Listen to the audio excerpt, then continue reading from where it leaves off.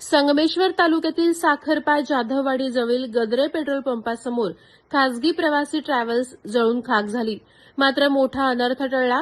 मिळालेल्या माहितीनुसार गोविंद धोंडीराम साळुंखे वय 35 राहणार लातूर हे आपल्या ताब्यातील प्रवासी ट्रॅव्हल्स NL 01B 2442 ही गाडी पुणे येथून काल गुरुवारी 6 वाजण्याच्या सुमारास 30 प्रवाशांना घेऊन पुणे ते रत्नागिरी असे येत असताना आज पहाटे 3:30 वाजण्याच्या सुमारास संगमेश्वर तालुक्यातील साखरपा जाधववाडी येथील गद्रे पेट्रोल पंपासमोर आली असता गाडीनं पेट घेतला. ही गोष्ट चालकाच्या निदर्शनास आली आणि त्यांनी प्रसंगावधान राखून प्रवाशांना सुखरूप बाहेर काढण्यात यश मिळवलं.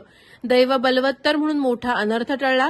सर्व 30 प्रवासी सुखरूप असून कोणतीही हानी झाली नाही. मात्र आग कशामुळे लागली याचं कारण समजू शकलं नाही. मात्र शॉर्ट सर्किटमुळे आग लागल्याची शक्यता वर्तवण्यात आली आहे. अग्निशमन दलामुळे आग नियंत्रणात आली असली तरी गाडी पूर्णपणे जळून खाक झाली आहे. यामुळे मोठ्या प्रमाणात आर्थिक नुकसान झालं.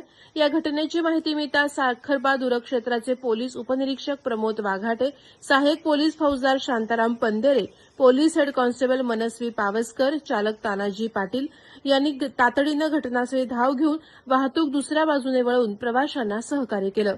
प्रहार डिजिटलसाठी शंकर वैद्य, साखरपा.